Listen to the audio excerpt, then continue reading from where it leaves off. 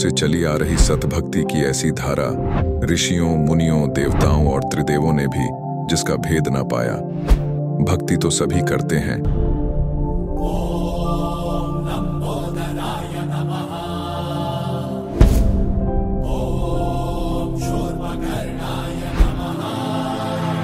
और हरदम यह सोच रहती है कि रहने के लिए आलीशान घर हो, घूमने के लिए बड़े बड़े पार्क हो, खाने पीने के लिए स्वादिष्ट भोजन हो, हम कभी बीमार ना हो, कभी दुखी ना हो और कभी भी ना मरे।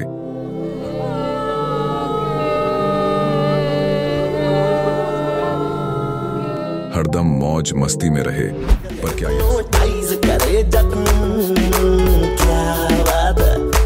पर क्या यह संभव है? हम सब इतनी भक्ति करते हैं, व्रत करते हैं, श्राद्ध निकालते हैं, कावड़ लेकर आते हैं,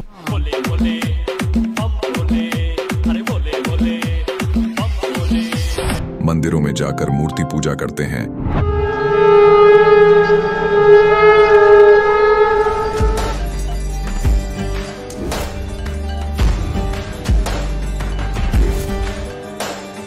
भानुकोटि भास्वरं भवाब्धितारकं परं नीलकण्ठमिप्सितार्थदायकं त्रिलोचनं कालकालमम्बुजाशमक्षशूलमक्षरम्। चर्च में जाकर प्रेयर करते हैं,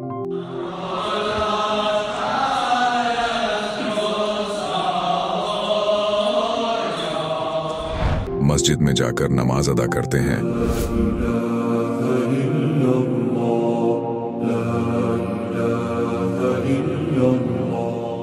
अल्लाहु अकबर कबीरा, और गुरुद्वारों में जाकर माथा टेकते हैं।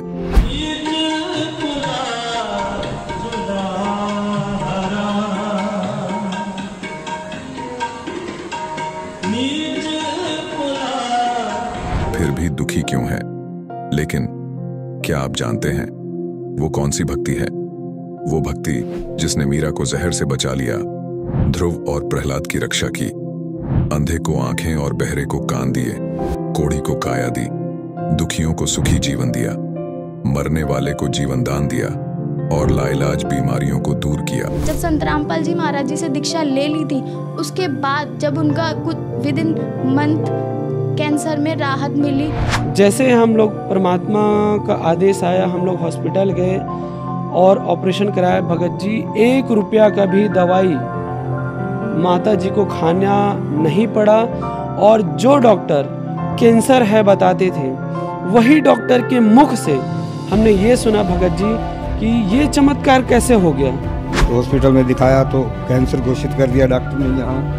तो फिर इसके इलाज के लिए घूमे, इलाज भी नहीं हुआ, तो फिर घर पे थक के बैठ गए।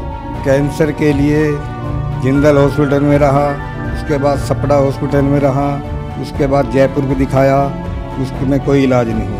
संत रामपाल जी महाराज जी ने चरणामृत प्रसाद दिया और आशीर्वाद दिया और भक्ति ज्ञान दिया, और उसके बाद मैं तंदुरुस्त हूँ। हर दिन में अपना सब कुछ खाता हूँ, मुझे कोई समस्या नहीं। मेरे को बीमारी ये थी सर कि ब्लड ट्यूब में मेरे को एक प्रकार का पस आ गया था और इन्फेक्शन हो गया था। उस इन्फेक्शन को डॉक्टर लोग वो कह रहे थे कि इसमें आपको ऑपरेशन करना पड़ेगा। आश्रम पहुंचने में परमात्मा का नामदान लिया और जो उन्होंने मुझे उपदेश दिया, उस उपदेश देने के बाद उन्होंने आशीर्वाद दिया। आशीर्वाद देने के बाद तत्क्षण में मेरा ये रोग वहीं के वहीं दर्द बिल्कुल ठीक हो गया। भक्ति सभी करते हैं, लेकिन उपरोक्त लाभ सिर्फ सतभक्ति से ही प्राप्त होते हैं। आज भी सतभक्ति करने वाले हजारों लाखों लोगों को शास्त्र अनुसार भक्ति का अद्भुत अनुभव प्राप्त हो रहा है। आइए जानते हैं ऐसे ही लाखों श्रद्धालुओं में से एक सतभक्ति करने वाले इस श्रद्धालु का अनुभव। सर नमस्कार। नमस्कार सर। सर क्या नाम है आपका? मेरा नाम राजेंद्र कुमार है जी। सर कहाँ से आए हो आप? हम गांव खिप्पावाली डिस्ट्रिक्ट और तहसील फाजिलका से आए हैं सर। सर संत रामपाल जी महाराज जी से कब जुड़े आप? हम संत रामपाल जी से 26/10/2013 को जुड़े थे। सर उससे पहले आप क्या भक्ति साधनाएं करते थे? उससे पहले शनिदेव को पूजते थे, शनि चालीसा करना, शनि आरती, जितने शनिदेव के मंदिर थे हमारे शहर में थे, उन सब के मंदिरों में जाना, दाल उड़द प्रसाद वगैरह चढ़ाना। इसके अलावा हम क्षेत्रपाल जी को मानते थे और इसके अलावा हमने मध्य प्रदेश में गुना जिला में आनंदपुर वाले गुरु हैं कोई, उनसे 30 सालों से नाम दीक्षा ले रखी थी जी।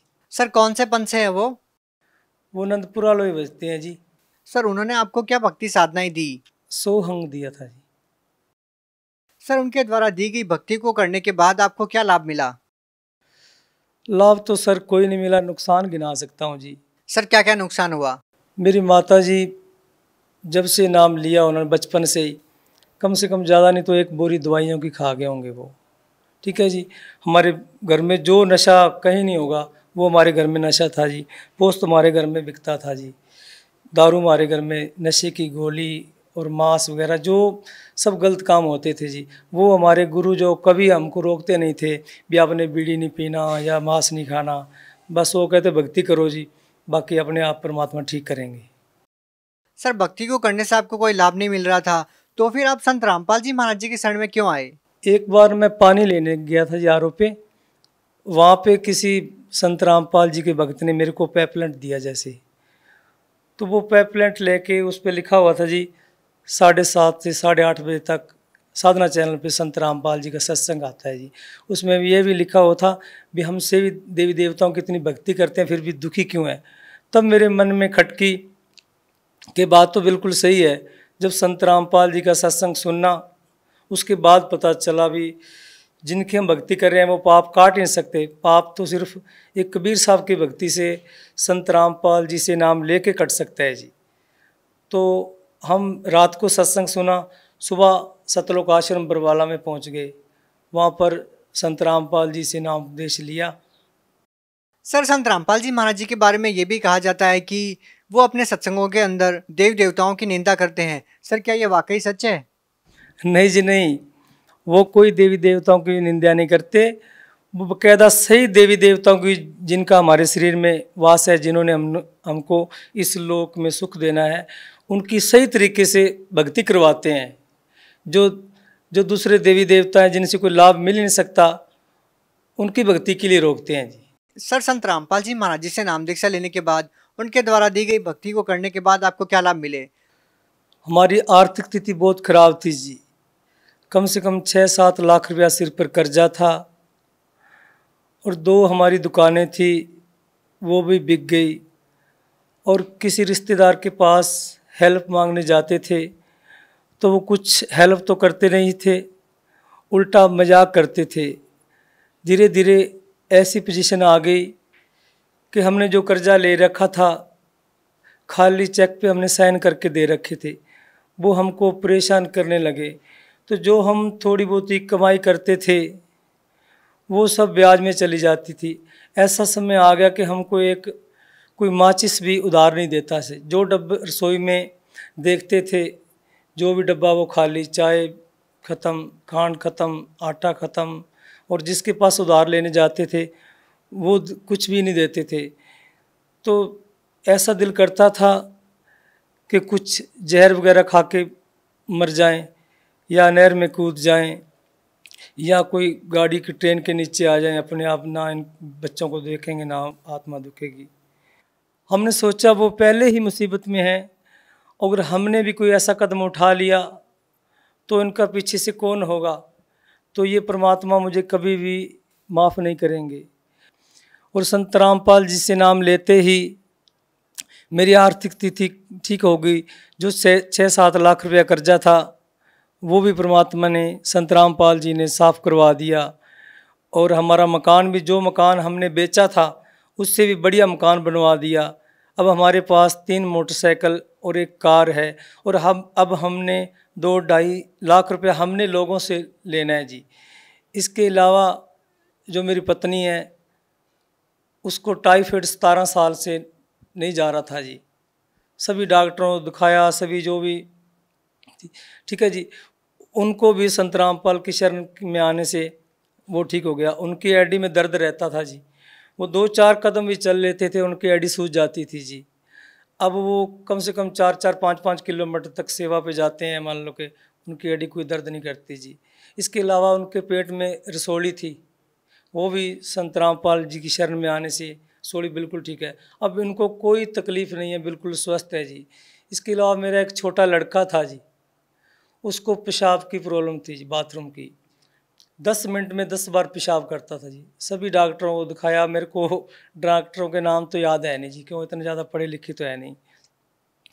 तो सभी डॉक्टरों को दिखाया, लास्ट कोई लुधियाना DMC हॉस्पिटल है जी, वहाँ पर कहते हैं अभी इलाज है इसका, पर उसके लिए पैसे बहुत चाहिए थे जी, इतने पैसे हमारे पास थे नहीं। तो हमने संत रामपाल जी को प्रार्थना की और उसके बाद उनकी जो बाथरूम की दिक्कत है वो बिल्कुल ठीक है। बिना किसी दवाई के ठीक हो गया? हाँ जी, कोई दवाइयाँ तो पहले ले ही चुके थे संत रामपाल की शरण में आने से पहले, पर जब संत रामपाल जी महाराज की शरण में आए उसके बाद कोई दवाई हमको नहीं लेनी पड़ी। इतनी प्रॉब्लम थी कि स्कूल में जाता था तो वहाँ पर बैठता नहीं था, चल बाथरूम बैठता, फिर भी 10 मिनट में 10 बार पेशाब करता, घर पर आके रोने लग जाता था कि मैं कल से स्कूल नहीं जाऊँगा। बच्चे सभी हंसते हैं। एक उनको ये ऐसे इकला के बोलता था जी, ऐसे पाठ पढ़ते हैं ना स्कूल में, ऐसे करता कितनी, तो वो फिर सभी बच्चे हंसते थे, फिर घर आके रोता था भी मैं स्कूल नहीं जाऊँगा। तो धीरे धीरे गुरु जी की शरण में आए, संत रामपाल जी की शरण में आए। अब बिल्कुल बच्चा वो इतना एक्टिव है जी, 10 फर्स्ट प्राइज ले आया स्कूल से, बल्कि हर एक चीज़ में फर्स्ट, पढ़ाई में, गेम में, हर एक चीज़ में फर्स्ट आया। एक हमारा बड़ा लड़का था जी, उसका दिमाग बहुत सुन्ना था जी, बिल्कुल मोटा दिमाग था, जैसे पढ़ता नहीं था जी। स्कूल से डेली उनके नोट आते थे, 20 बच्चे को हम नहीं पढ़ा सकते, ये पढ़ता नहीं, हम बहुत।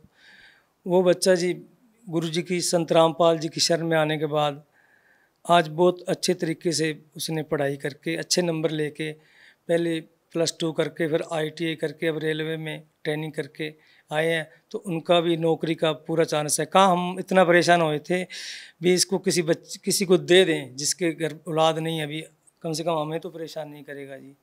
सर, आप भगत समाज को क्या संदेश देना चाहते हैं? भगत समाज को यही संदेश देना चाहते हैं, बेनती करना चाहते हैं कि संत रामपाल जी कबीर साहब के चोले में आए हुए हैं, उनकी शरण में जाके उनसे नाम उपदेश लेके अपना कल्याण करवाएं। जी धन्यवाद। Thank you sir. अब जगत गुरु तत्वदर्शी संत रामपाल जी महाराज जी के सत्संग के माध्यम से उस अद्वितीय आध्यात्मिक ज्ञान के बारे में जानते हैं जिसके माध्यम से आप भी प्राप्त कर सकते हैं ऐसे आध्यात्मिक, मानसिक और भौतिक सुख जो अभी तक आपने सिर्फ मीराबाई, ध्रुव, प्रहलाद जैसे कुछ ही भक्तों की जीवन कथा में सुने होंगे।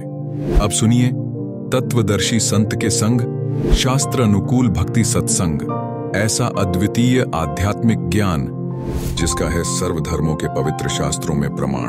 हिंदू झटके मारे ही ये मुस्लिम करें हलाल, गरीबदास दोनों धर्म का वहाँ होगा हाल बेहाल। अब हिंदू तो ये कहते हैं हम एक ही झटके से सूअर को काट देते हैं या बकरा काट देते हैं, जो बलि चढ़ाते हैं उसमें उसको पीड़ा नहीं होती। और हिंदुओं के जो बलि चढ़वाने वाले गुरु कहते हैं हम एकदम झटके से मार देते हैं और उसको पीड़ा नहीं होती। और मुसलमान क्या कहते हैं, हम तो धीरे धीरे प्यार से काटते हैं और कलमा पढ़ते रहते हैं और धीरे धीरे प्यार से काटते हैं। परमात्मा कहा करते यदि देखो चाहे झटके तो मार दो चाहे धीरे धीरे मार दो, उसकी जान तो गई। ला तुम्हारी गर्दन काटे, किसी तरह कहोगे उसी तरह काट दूंगा, आओ एक जना। बकवास करते तो हमने ज्ञान नहीं, केवल बकवाद भाई। भगवान ने समझाया तो हम उनके दुश्मन बन गए। रब की रूह मारते ये खाते मोरे मोरे, गरीबदास उस नरक में खुन्नी को नहीं ठोरे। उगोड़े ऊंट अटक नहीं ये तीतर क्या खरगोश से, गरीबदास ऐसे कुकर्मी से वो अल्लाह है 100 कोस से। तुम सोचे हो भगवान पालेंगे, 300 रोजे खून करत हो कैसे हो दीदारा, दिन में तो रोजे रखे और सांझ पड़ी जब मुर्गी मारी। खाक भक्ति है तुम्हारी, दिन में तो भूखे मरे भगवान के लिए और शाम ने भगवान की वह मूर्ति काट दी, भगवान का बनाया हुआ मुर्गा। एक बाबा जी साधु संत जा रहा था, रास्ते में एक झोंपड़ी थी, उसमें कुछ व्यक्ति एक देगची में कोई वस्तु उबाल रहे थे, पका रहे थे। उस संत ने पूछा कि क्या बना रहे हो भक्तों? उन्होंने कहा बाबा जी महाराज जी मुर्गा बना रहे हैं। उसने कहा अच्छा भाई मुर्गा बना लेते हो तुम? हाँ जी, दिखाना। उन्होंने ढक्कन उठा कर दिखाया, उसमें वो मांस उबालन लग रहे, उसके हाड उड अंदर ही उबलन लग रहे और उसकी पांख पड़ी बराबर में। वो कहने लगा रहा बना तो भगवान ने रखा था, तुमने तो बिगाड़ दिया। यू तुमने बना तो भगवान ने रखा, तुमने बिगाड़ दिया, इसका सारा नाश कर दिया। अब आगे परमात्मा क्या कहते हैं, अब कैसे खाओ, क्या भोजन खाओ? बासमती चावल पके, बासमती चावल पकावो, गरत खांड टुक डारे। घी और खांड डालो उस चावलों में। गरीब दास करो बंदगी, भाई कूड़े काम निवारे। भक्ति करो, ये बुंडे काम छोड़ दो, ये बुरे काम छोड़ दो। बासमती चावल पकावो, गरत खांड टुक डारे। गरीब दास करो बंदगी, कूड़े काम निवारे। फुलके धोवा दाल कर, तुम हलवा रोटी खाओ। गरीब दास का जी सुन, मिट्टी मांस ना पकाओ। कहते हैं बढ़िया दाल और बढ़िया फुलके बनाओ, हलवा रोटी खाओ, काजू किस्मत सेब संतरे खाओ। ये अड़ंगा क्यों खाते हो? पाप के भागी क्यों बनते हो? अपने आत्माओं, आप जी को इसके साथ साथ दास वो ज्ञान सुनाना चाहता है जो परमात्मा सुनाया करते थे, दोनों को समझाया करते थे। अवगत महल की सुन बात, एक का एक संग ना साथ। क्या बताते थे कि यहाँ से जब तुम जाओगे, ना तुम्हारा भाई साथ जाएगा, ना बेटा साथ जाएगा, ना माँ साथ जाएगी, ना पत्नी, ना कोई संपत्ति साथ ले जाओगे। अवगत महल की सुन बात, एक का एक संग ना साथ। जासे हुआ सकल जिहान, ओंकार पंच विमान ब्रह्मा विष्णु शंकर आदि। अवगत ध्यान सुन समाध। फिर बताते हैं माया मूल का है बास, जोरा काल हंस गिरा से। हंसा कौन विधि छूटे, कि जोरा काल तिसे लूटे। कि कैसे तुम्हारा छुटकारा होगा? काल तुम्हें भ्रमित कर रहा है, तुम्हारी पुण्य कमाई को वह स्वर्ग में लूट लेता है। फिर उत्तर देते हैं सतगुर मिले संत सुजान, तो या मिटे आवाजान। नेमी नेम कर भूले, उर्दमुख पीहिंग कस झूले। पंच अग्नि लगावे पीठ, सौदा ज्ञान सकल वसीठ। मुंडित जट्टा जोटम बेख, डूब्या सकल बिना विवेक। बिना ज्ञान के ये सब डले ढोरे हैं। क्या कहते हैं कि कोई तो ऊपर को पैर करके नीचे को सिरासन पर खड़े होकर, जैसे भस्मागिरी जैसे निकमी आत्मा सिरासन पर 12 वर्ष तक खड़ा रहा और भगवान शिव की पूजा करे, उसी का पुजारी। और भगवान शिव से फिर भगवान शिव ने पूछा भाई क्या मांगता है? मांग। कहा कि वचनबद्ध हो, वचनबद्ध हो गया। और क्या मांग गया? कि भस्म कड़ा दे दो। किस लिए तपस्या कर रहा था? कि शिव जी ने मार दूंगा, पार्वती ने पत्नी बनाऊंगा। ऐसे दुष्ट तो अरे इसी तगड़ी साधना करते दिखेंगे तो तगड़ा भगत होगा। तो परमात्मा कहते प्रथम तो ये साधना शास्त्र विरुद्ध, और फिर तत्व ज्ञान बिना ये विकार मिटे नहीं। नेमी नेम कर भूले, उर्दमुखी पीहिंग कुछ झूले। कोई तो ऊपर न पैर करके नीचे निसर, या कोई पींग ऐसे झूला सा डाल कर उसमें खड़े होकर तपस्या करते हैं। कोई पंच अग्नि लगावे पीठ, सौदा ज्ञान सकल बसीठ। कोई पांच धोने लगा कर बीच में बैठ जा डोंगी, और कख उसने पता नहीं है कहीं वेद और गीता में ये साधना जो ये डले डोया करते राम देखा करते। मुंडित जट्टा जूटम बेख डूब्या सकल बिना विवेक। एक तो मुंडित कति उस तरह फिरवा के और लाल कपड़े पहन के कति बैठा न सोचा साधु पड़ा होगा, और एक बड़ी बड़ी जटा रखा के गल में माला मूला पैर के नु दिखा महापुरुष होगा। उसके विषय बता रहे थे, मुंडित जट्टा जुटम बेख डूब्या सकल बिना विवेक। अलोनिया खाते नहीं लोन जीजे पीठ तिस गौण। जरने बैठते हैं मूड जिम पंचग्रा समरूड। एक है गुफादारी सिद्ध सो तो पड़े जम के बंद। कुटीचर मांगते हैं चून जन्म न भोया। जन्म न बीजा बोया बोन अर्पण करें बहुत एचार को पोथी लिए खरका बार। एक है उदासी जान पाया नहीं सतगुरु ज्ञान। एक है तर्क त्यागी तीर अंदर बहुत माया भीड़। एक है दंडधारी डाग बन के कीजिएंगे बाग।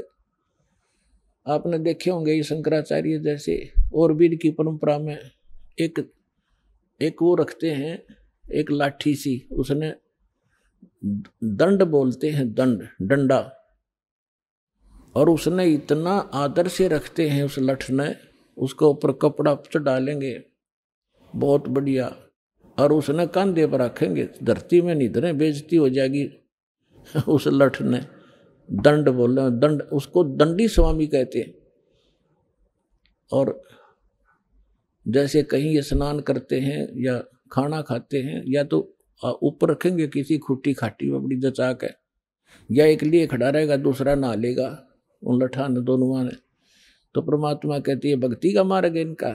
एक है दंडधारी डाग बन के कीजिएंगे बाग। आज ये साधना ठीक ना करके ये मनमुखी जो साधनाएं कर रहे हैं, अगले जन्म में ये जंगल में अन्य प्राणियों की योनियों में जाएंगे। एक तो नगन है नागा जिसे नहीं सूझता आगा। ये नागा फिरते हैं, कहते एक नगन है नागा जिसे नहीं सूझता आगा, यानी उसको भविष्य का ज्ञान नहीं। आज यो निर्वस्त्र घूम रहा है और इसी में मानता मानते हैं कि मैं त्यागी और वैरागी हूं। अगर नंगा रहने तो भगवान मिला, ये पशु पक्षी सारे न नंगे फिरे, फिर ये तो आपसे पहले प्राप्त कर लेते और जंगल में ही रहते। परमात्मा ने अकल दी है, अपने जितना गर्मी सर्दी से बचने के लिए वस्त्र पहनो और किसी भी अपने क्षेत्रानुसार अपने किसी प्रकार के कपड़े पहनो, लेकिन वो सुविधाजनक हो।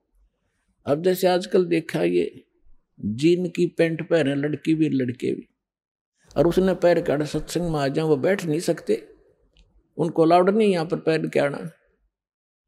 अब ऐसा भी नहीं पहनना चाहिए जो बेमतलब की बकवाद हो। अब बैठा नहीं जा, बैठे बिना सत्संग सुना नहीं जा, थोड़ी सी देर में ये पैरों की नसें बंद हो जाए उनके पैर के बैठने से। तो ऐसे वस्त्र पहनो जो सुविधाजनक हो और अभद्र से ना लगे। कैसे ही पहन लो, लाल पीले कैसे ही पहन लो। अब जैसे दाढ़ी रखो या ना रखो, जटा रखो या ना रखो, वो आपकी मौज है, लेकिन साधु रूप में ये दाढ़ी और मूछ रखना और जटा रखना अलाउड नहीं है, क्योंकि आपसे भ्रमित होंगे। अन्य प्राणी न सोचेंगे यू महात्मा है, या बिजली ऐसे ही गिरी हुई है अभी तक। हम इन नकलियों को एक विशेष साडंबर देख कर उसी को प्रणाम, उसी को दान, उसी से दीक्षा ले बैठते हैं और दोनों का भट्ठा बढ़ा देते हैं। अब परमात्मा गरीबदास साहिब जी को मिले थे। अब परमात्मा कहा करते कि हिंदू तो कहते हैं मुसलमान काफिर, ये मांस खाते हैं, और हिंदू मुसलमान कहते हैं हिंदू काफिर, ये आन उपासना करते हैं, ये मांस मिट्टी नहीं खाते। अब यहाँ थोड़ा सा पहले एक हिंट देता हूँ, एक कथा सुनाता हूँ कि एक समय एक सिकंदर लोधी जब काशी पहुँच गया बनारस में, उधर से काजियों का दाव लग गया मुल्लाओं का कि आज इसकी शामत अना देंगे और सिकंदर लोधी के पास जाकर के क्या क्या कह दिया कि महाराज हमारा तो जीना हराम कर दिया, हमने तो काशी छोड़नी पड़ेगी। एक धानक है, एक शूद्र है, हिंदू है, काफिर है, और वो हमारी मुसलमान धर्म की बेइज्जती करता। हजारों की संख्या में मुसलमान इकट्ठे होकर चले गए, और वो इतना काफिर है कि मांस मिट्टी भी नहीं खाता, और मांस मिट्टी खाने वालों को काफिर कहता है। तो सिकंदर लोधी ने कहा कि लाओ पकड़ के, कौन है वो ऐसा नालायक आदमी। अब परमात्मा को पकड़ लेंगे 10 जने, 10 सिपाही उत्तरा गजब, और जाके खड़ा कर दिया कि ये है जी। अब सिकंदर लोधी कहने लगा कि अच्छा ये मांस भी नहीं खाता, और जी ये कहता है हम ही अलखल्ला है कुतुब गोस और पीर, गरीबदास खालिक दनी हमरा नाम कबीर। ये अपने आप को खुदा कहता है। तो सिकंदर ने कहा कि खुदा की तो बात छोड़, तू पीर भी होगा तो इस गाय को जिंदा कर दे। हमारे पीर ने, हमारे हजरत मोहम्मद ने एक गाय को मार कर जीवित कर दिया था, तो इस गाय को काटेंगे तो इसको जीवित करना, नहीं तो तेरी गर्दन काट दूंगा।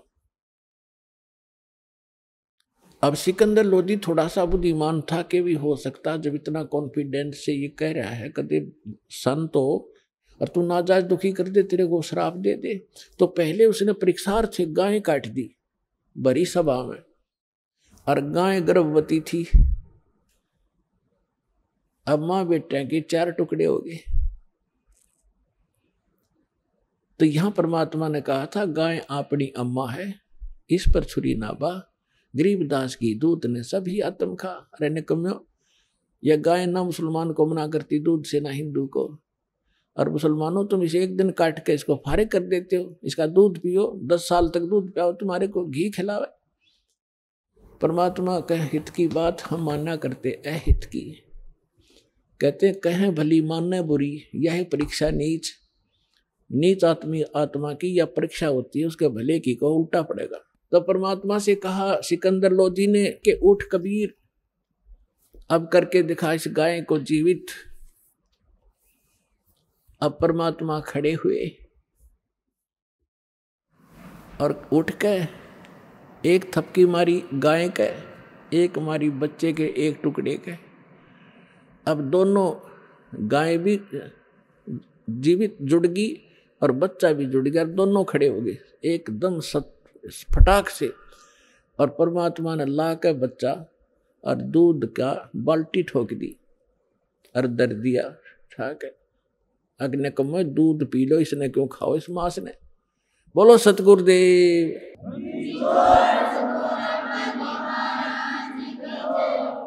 हम ही अलख अल्लाह हैं।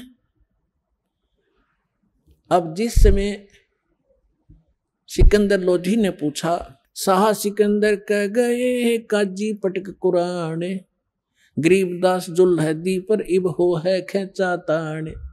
अब गरीबदास जी बता रहे हैं कि सिकंदर लोधी के पास पहुंच गई है सारे काजी और मुल्ला मुसलमान औरों को लेकर के। कहते हैं इब उस परमात्मा के साथ खेचा तान कर रहे हैं। अब क्या क्या कह रहे हैं सिकंदर लोधी को, गरीबदास जी की वाणी को सुनाते हैं। तोरा सरा उठा दिया काजी बोले यूं, गरीबदास पगड़ी पटक अलख अला मैं हूं। अब काजी मुलाव ने अपनी पगड़ी उतार कर नीचे फेंक दी, हमारी तो इज्जत का नाश कर दिया। यूं नो कह मैं अल्लाह हूं। और मुसलमान धर्म में साकार में अल्लाह को नहीं मानते, जो ऐसा कहता वो काफिर है और दंडित किया जा सकता है, मृत्यु का भी अधिकारी है, मौत का। कि वो तो नो कहा मैं अल्लाह हूं। 10 ऐधी तलबा हुई वो पकड़ जुल दिलावे। 10 सिपाही गए भगवान को पकड़ने के लिए। गरीबदास उस कोटन को मारत नहीं संकावे। ऐधी लाए बांध कर सा सिकंदर पासे। गरीबदास का जी मुल्ला फिर पगड़ी बह आकाश। खुश हो रहे उस दिन, अगले आज इसका काम बन जाएगा सारा। अब इसको सरेआम कत्ल करवा देगा सिकंदर लोधी। फिर पगड़ी सिर पर धर कर खूब खुश हो रहे। काजी 5000 हैं ये मुल्ला पिटे सी से। गरीबदास ये जुल्हदी काफिर बिस्वे बी से। हमारी मिहर दया इसके नहीं। देखो सारी उल्टी रीत। अब क्या कह रहे हैं वो काजी मुल्ला कि हे भगवान इसका दया नहीं, अरे मांस इतना निर्दयी है, मांस मिट्टी भी ना खाता। देख इनके काम बुद्धि भ्रष्टों के। जो मट्टी मांस नहीं खाता वो तो निर्दयी, और जो मांस जो मुर्गी खावे, बकरे खावे, गाय खावे, और वो देवता।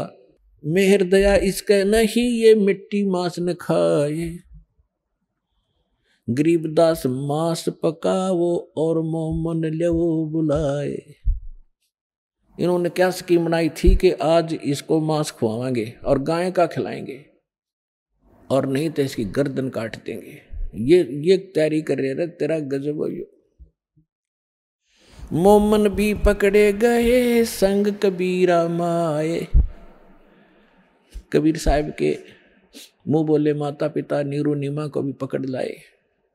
गरीबदास उस सहरे में फिर पकड़ पछाड़ी गाए। शाह सिकंदर बोलता कहो कबीर तू कौन है। सिकंदर लोधी कहता बोल अब तू कौन है। गरीबदास गुजरे नहीं अब कैसे बैठा मौन। तू अपने आप को भगवान कहता, अल्लाह कहता, बोल अब क्यों ना बोलता। जीवित कर इस गाय को। परमात्मा खड़े हुए। हम ही अलख अल्लाह हैं कुतुब गोस और पीरे। गरीबदास खालक धनी हमरा नाम कबीरे। हम ही अलख अल्लाह हैं, वो बेचून जिसको तुम बेचून बेचून करते हो, अल्लाह अकबर कहते हो, वो अल्लाह अकबर मैं हूँ। हम ही अलख अल्लाह हैं कुतुब गोस और पीरे। गरीबदास खालक धनी यानी सारी सृष्टि का मालिक हूँ मैं, हमरा नाम कबीर। मैं कबीर सरबंग हूँ। सरबंग माने वासुदेव हूँ, सबके ऊपर मेरी सत्ता है। मैं कबीर सरबंग हूँ ये सकल हमारी जात। गरीबदास पिंड प्राण में जुगन जुगन संग साथ। गौ पकड़ बिस्मल करी दरगह खंड अजूद।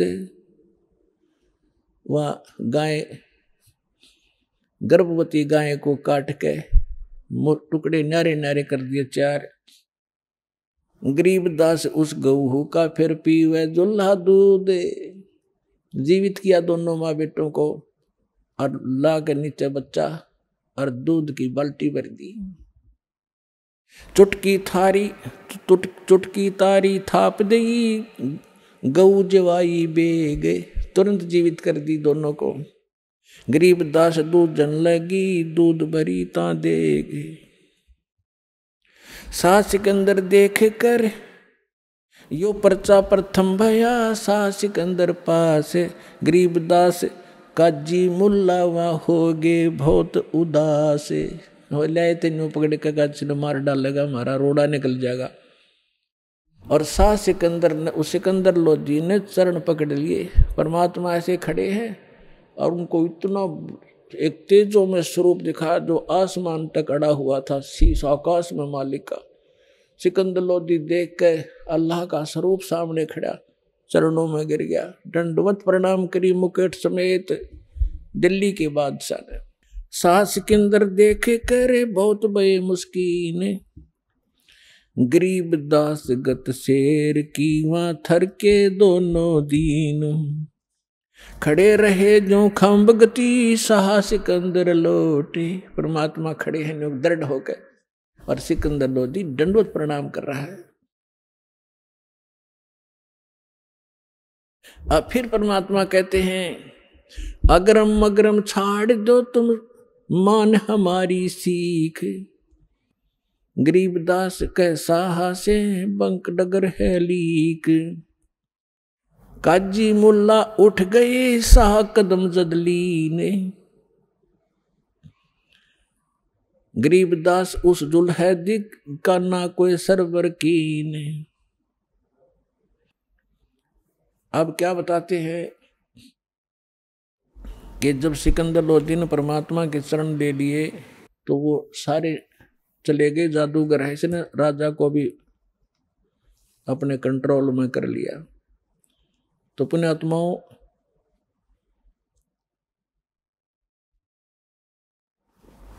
ये सब प्रकार के ज्ञान से आपको परिपूर्ण करना पड़ेगा ताकि आप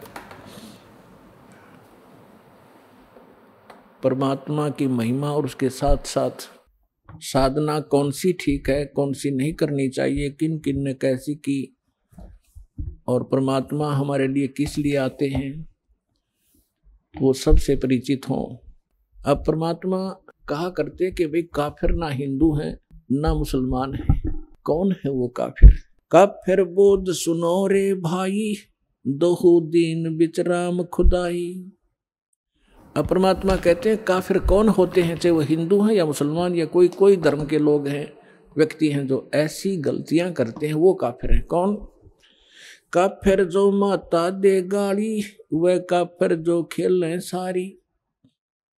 काफिर ज्ञान काफिर दान यज्ञ नहीं कर ही, काफिर साधु संत से अड़ही।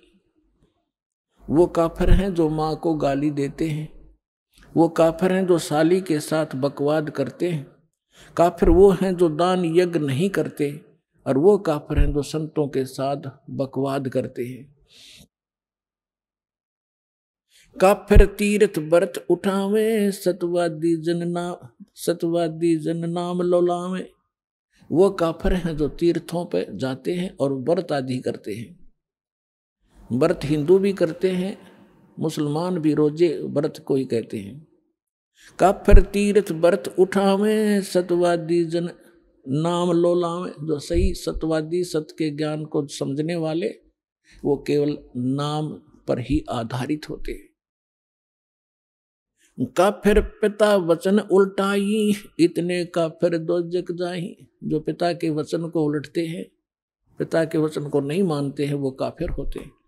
यहाँ परमात्मा व्यवहारिक बात बता रहे हैं, लेकिन जहाँ पर अध्यात्म मार्ग आता है और पिता को ज्ञान नहीं है और वो विरोध करता है, मना करता है सतभक्ति में लगने से, वहाँ पिता के वचन की उल्लंघना करने से हानि नहीं। प्रमाण देते हैं, प्रहलाद भगवान की भक्ति करते थे, हिरण्यकशिपु उसको विरोध करता था कि तू ये काफिर, इस मेरे दुश्मन का नाम मत ले विष्णु का, तो मेरी भक्ति कर, लेकिन नहीं माने थे। तो उससे विजय पिता की हार हुई थी, पुत्र की विजय हुई थी। लेकिन व्यवहारिक काम में अपने पिता का की आज्ञा का पालन जरूर करे, क्योंकि पिता कभी भी अपने बेटा और बेटी का अहित नहीं सोच सकता। ये दूसरी बात है, पिता को वो ज्ञान ना हो उसके मार्ग का, उसके व्यवसाय का, उसके वचन को सुने और फिर उसको समाधान बताओ, पिताजी ऐसा करेंगे तो ये हानि होगी और ऐसा करेंगे तो ऐसा ठीक रहेगा, तो फिर पिता अवश्य से मानेगा। और उसको वो कहे और उसको एकदम एक टूक जवाब नकारात्मक नहीं देना चाहिए, उसकी आत्मा दुखेगी। फिर उसको प्यार से समझावा, जी ऐसे करेंगे तो ऐसा होगा, फिर वो अवश्य आपके हित में ही यश करेगा।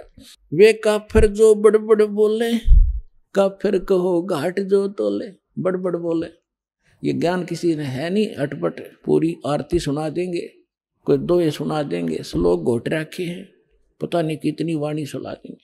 तो काफिर सो जो बड़बड़ बोले, काफिर कहो जो घाट जो तोले। जो डंडी मारता है ना, कम तोल में देता है या मिलावट करता है, कहती इसे व्यक्ति होते हैं काफिर।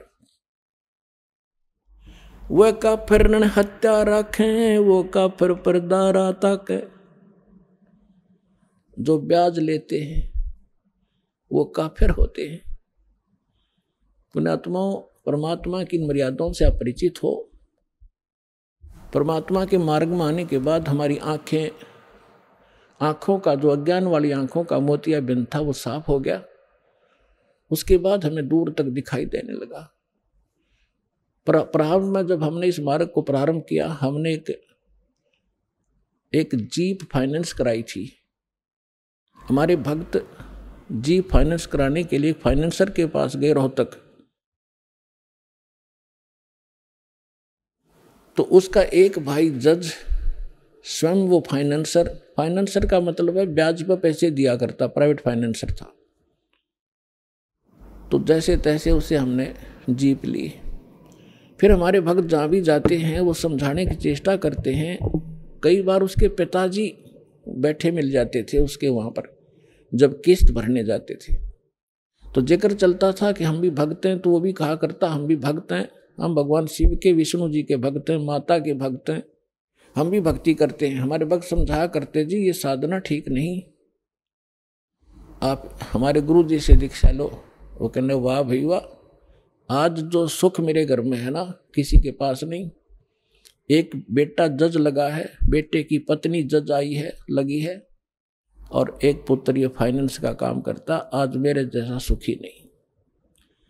और पुण्यात्माओं, दास बार बार परमात्मा के विधान से परिचित कराता है आपको कि जब तक पूर्व जन्म की बैटरी चार्ज रहेगी, चाहे चार्जर ठीक भी ना लग रहा हो, चाहे वैसे किसी बिना बिजली के स्विच में ला रखा हो और न सोचा चार्ज हो रहा है, जब तक वो बैटरी चलेगी तो सब सुविधाएं उपलब्ध होंगी, पंखा भी चल रहा होगा, बल्ब भी जग रहा होगा।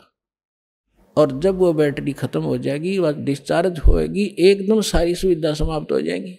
अब कुछ दिनों के बाद पता चला, पेपर में आया कि उसी परिवार ने जो ब्याज लिया करते थे,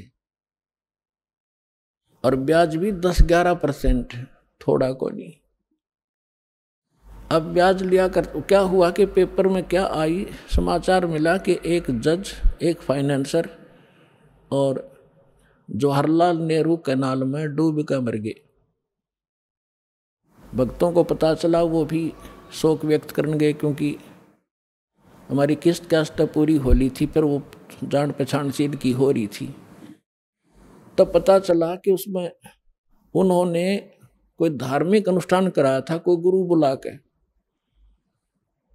और उस गुरु ने जो भी जंतर मंतर किया, कोई कथा पाठ की, उसके बाद उसका बचा हुआ हवन के बाद वो बची हुई सामग्री, राख, फूल फाल चढ़ाए थे, वो पत्ते, वो पूजा के फूल उठा के वो दोनों भाई फाइनेंसर और जज वो डालने गए थे नहर में, पानी में जल प्रवाह करने। साथ में उनका ड्राइवर था। गाड़ी पटरी पर खड़ी करके और एक दूसरे का उन्होंने पहले ऐसे फेंक दिया, वो पटड़ी टेढ़ी काफ़ी है ऐसी, वो पानी तक ना गिरा, वो सारी सामग्री पटड़ी पर गिर गई। उन्होंने सोचा इसको तो नहीं बनी बात, एक दूसरे का हाथ पकड़ लिया, थे वह भारा भारा मोटे मोटे है, एक दूसरे का हाथ पकड़कर एक नीचे को जाकर उसको यूं करने लगा, उसके पैर फिसल गया। अब हाथ पकड़ रहा था, करड़ा गिर, दूसरा भी गया, पानी था फुल, दोनों डूब कर मर गए। तीसरे दिन लाश पाई थी सालावास पंप हाउस पर जाके। अब उस घर में जो कैर टूट रहा था, शायद किसी के पास ऊपर नहीं होगा उस दिन।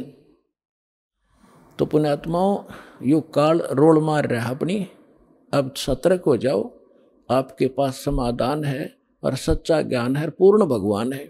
अब इसकी संरक्षण में आओ। समर्थ का शरणाग हो, रंग होरी हो, भाई कदे न हो ए काज राम रंग होरी हो। तो अब वो परिवार नास्तिक हो जाएगा। काल यही चाहता कि नास्तिक हो जाए, ये साधना ठीक करें, नहीं न भगवान से मिलने वाली रात मिले नहीं, और ये भगवान की चाह छोड़ दे, और परमात्मा की ये लगन रही है कि इनमें आस्था बनी रहे, इस बिचली पीढ़ी तक लाए आपको। और काल ने कैसा जुल्म कर दिया, सारा चीन नास्तिक कर दिया, सारा रूस नास्तिक कर दिया। और थोड़े से दिन में ये राधा स्वामी धनधर सतगुरु वाले जो पंथ, ये निरंकारी या साराम जैसे और ये सुधांशु जैसे जो नकली संत आचार्य शंकराचार्य, इनसे साधना चलाव तो कुछ होना नहीं। पहले जब ये चले थे तो हमारे पूर्वज वैसे पुण्यकर्मी प्राणी थे, उन पर आपदाएं वैसे ही कमाया करती थी, उनके पिछले थे। और 30-30 साल राधा स्वामी साधना करके 92 लड़का मर गया, दुआ होगी, स्वयं को बेटीज हो रही है, फलाना, और अब आवे रो। और पहले न्यों कहते बड़ा करता, शुरू में वो उनके पुण्य चल रहे थे, बैटरी डिस्चार्ज होगी क्योंकि साधना गलत की, और कोई साधना नहीं, खील धर्म का नाम नहीं वहां। और अब ये जब मालिक दया ना करते अपने, और 50 वर्ष के बाद मैं राम नाम कनिया नहीं रहो। यस, परमात्मा ने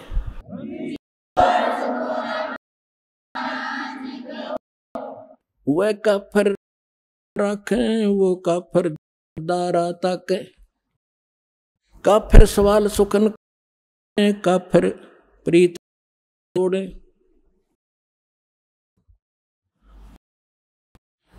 दोहा काफिर हूँ सतवारे,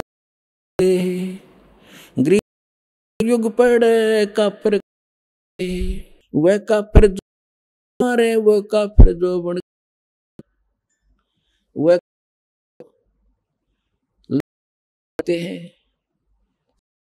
तो देख हमने कैसे कर लिए। ये अल्ट्रासाउंड ऐसी बीमारी चाली जिसके होगी दूसरी लड़की गर्भ में गर्भपात करवा देते। सरकार ने थोड़ा कंट्रोल कर रखा है। ये अल्ट्रा ये नहीं बताते लड़का है लड़की। तो गर्भ में बेटियों लगे क्यों? तो बेटी कोई 2 लड़के से ज्यादा खाती है, तो कारण कि हमने अपनी परंपरा और ये बिगाड़ते मस्करे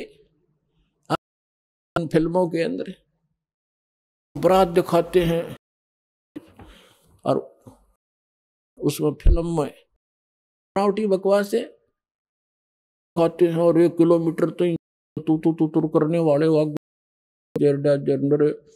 फंड दिखावे। अब उस देखते देखते हमारे मागी दारी मस्करे लड़कियों को लाग धन धन मोटरसाइकिल दे दी, फलान दे दी।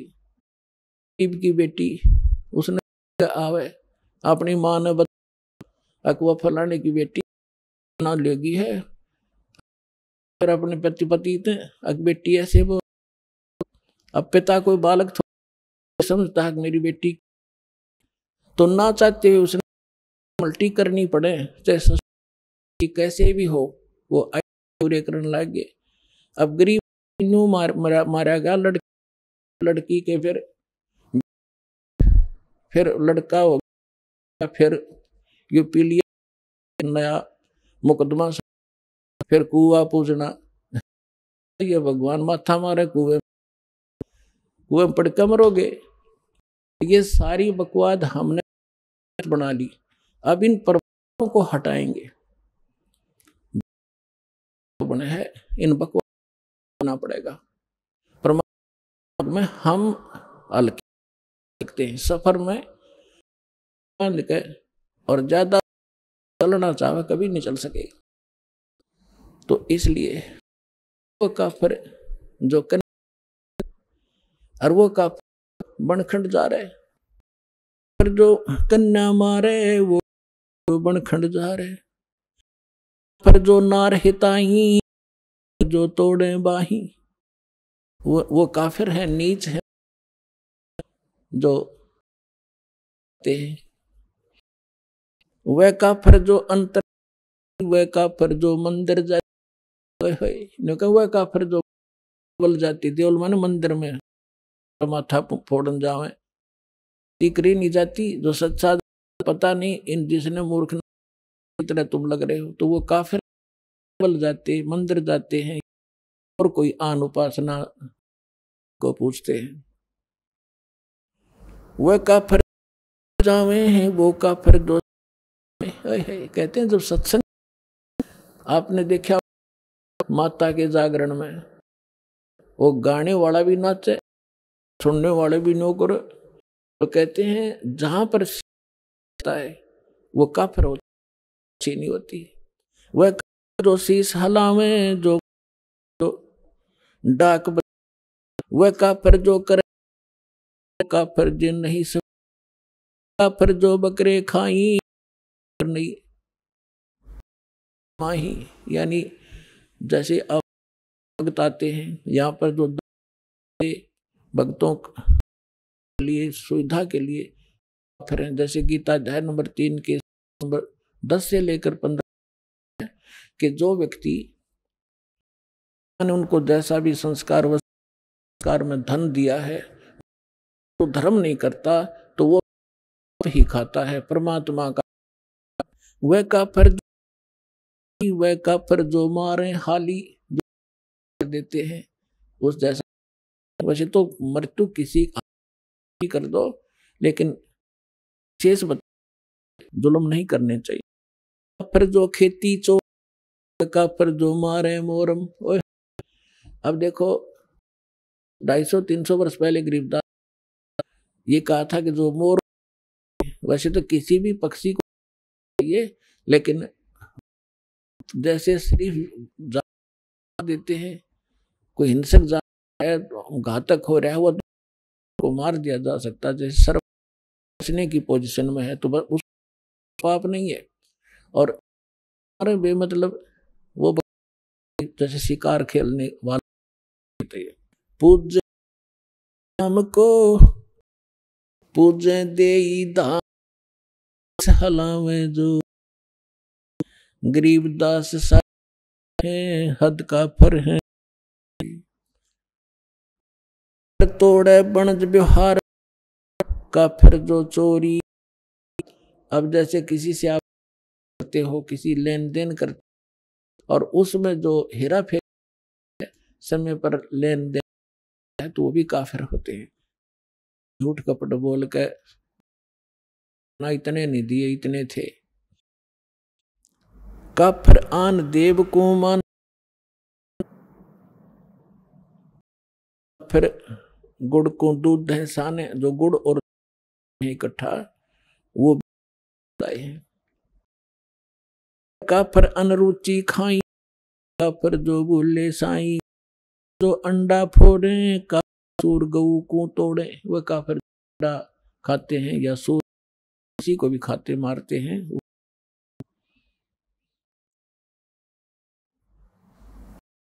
भेग का भेग को मारे कूड़ा ज्ञान पसा। वो काफिर हैं गलत झूठा ज्ञान प्रचार करते हैं, काफिर हैं। अब क्या बता, सन्यासी बैरागी से तन पर गावे हैं। 5 नार 2500 लड़के धुंधुदार मचावे। यो भी वेदे से वेद यो भी वेदा जाण्या हम सतगुरु जाण्या। अब समझा रहे हैं परमात्मा के आधार से। रागी सन्यासी सेवड़े ये तन पर राख रहे हैं और 500 लड़के धुंधुधार। अब जैसे प्रेरणा पाकर के भोले घर त्याग कर जंगल में चले सन्यासी हो जाते हैं, कर्म जाते हैं, राख लपेट लेते हैं, कहते हैं हमने त्याग कर दिया। परमात्मा कहते हैं आप जी ने घर त्याग दिया, एक ईश्वर दी को छोड़कर चले गए, भक्ति में बाधक है। अब कहते त्याग दीनी नारी गैल बे, पाया न द्वारा मुक्ति सुखदेव करीब गैल बे। नारी त्याग दी, और ये 5 नारी गैल बे कौन कौन सी? काम, लोभ, अहंकार, ये 5 इन त्याग। जब घर त्याग देने, वस्त्र त्याग देने वैराग्य और सन्यासी। अब क्या बताते हैं? दर्शन सट बे और मुचावे। उन्हें जगत गुरु तत्वदर्शी रामपाल जी महाराज के मंगल प्रवचन। आइए उन जिन्होंने संत महाराज के प्रमाणित ज्ञान से नाम दीक्षा लेकर अनेक लाभ प्राप्त किए। नमस्कार सर। सर क्या नाम है आपका? मेरा राजेंद्र सिंह सुपियाल। राजेंद्र जी आप कहाँ से हैं? मैं डिस्ट्रिक्ट के बाड़ीछना वहाँ से बिलोंग करता हूँ। राजेंद्र जी, से नाम दीक्षा आपने कब ली? सन 24 सितंबर 13 को मैंने नाम दीक्षा ली। संत नाम दीक्षा लेने से पहले आप क्या भक्ति साधना? मैं शिव जी की साधना जी गई, जो मंत्र हैं ओम त्र्यंबकम यजामहे उर्वारुकम मृत्युंजयम् मृत्युंजयम् करता हूँ, ओम नमः शिवाय का जाप करता था। बना कि आप संत रामपाल जी महाराज की शरण में। एक दिन ऐसा हुआ कि मेरे पिताजी में खराब हो गई थी। मैं 2 महीने के बाद जब ठीक हो गया तो मेरे घर वालों ने कहा कि भाई की पूजा करूँगा, बैसर की पूजा करूँगा, ये करूँगा वो। वाइफ ने कहा कि भाई तुम कुछ, तो मैं अपने हमारे गांव में शिव जी का मंदिर, वहाँ मैंने एक गेट बनाया, उसमें चढ़वाई। उपरांत लोगों ने कहा कुछ यहाँ पर एक रामायण करते हैं। मैंने कहा यार इतना, ये दारू वारू के शौकीन थे लोगों ने, तो मैं 3-4 हज़ार रुपये दे बैठे, तो सब लोगों ने बढ़िया गेट बना दिया, ये है वह करके भी लगाई, दारू वारू पी के हमें घर को चले गए। तो मैं उस दिन जब बहुत अपने कि मैंने भगवान के लिए कुछ किया, बट जिस उस दिन ऐसा हादसा कि मेरे कन से साधना चैनल लग गया। संत राम कहा कि कौन ब्रह्मा का पिता है, माँ शिव जी का दादा कौन है, हमको दे। सत्संग सुनने के, प्रवचन सुनने, रामपाल जी महाराज के प्रवचन सुनिए। लेकिन मुझे गुस्सा आया कि हमारे भगवान शिव जी को एक कि उनके दादाजी कौन है। मेरा जो नशा था वो तो मैं, लेकिन मैं सुनने लग गया उसको। आपको सत्संग सुना जब 6 महीने, उसके कहने से रहा नहीं, चले गया। अल्मोड़े से जाने में 5 दिन लग गए, पूरे 5 दिन में हम अल्मोड़े से हम सतलोक में गए। वहाँ से 24 सितंबर 2013 को चली। पाल जी महाराज से नाम दीक्षा लेने के बाद मिले? जी हाँ, काफ़ी लाभ मिले। मैं ब्लड प्रेशर की गोली खाता था, वो मेरा बंद हो गया, मेरा गया। सर हम 9 बजे जब हम थे तो हमारा बाड़ी चना पड़ा पड़ता था, क्वार्टर तो हमारे लेते थे। दिन भर का पूरा यही सीजन, ये सिस्टम, शाम तक हमारी एक बोतल थी। 11 बजे रात वापस घर पहुंचते थे। पूरे घर वाले हमसे परेशान, माता पिता हमसे बड़े रुष्ट थे, बहुत परेशान थी। हुई संत रामपाल जी की 24 सितंबर आज तक न को हाथ लगाया, न सिगरेट पिया, न शराब पिया।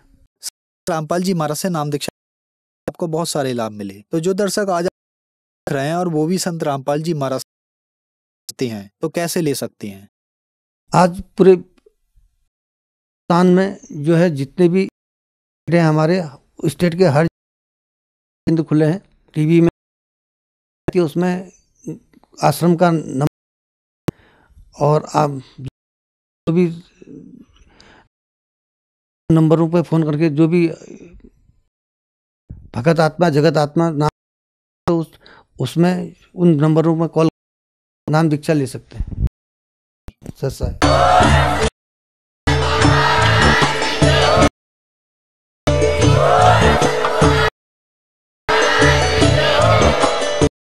आप सुन रहे थे जगत गुरु तत्वदर्शी संत राम के मंगल प्रवचन। अधिक जानकारी के लिए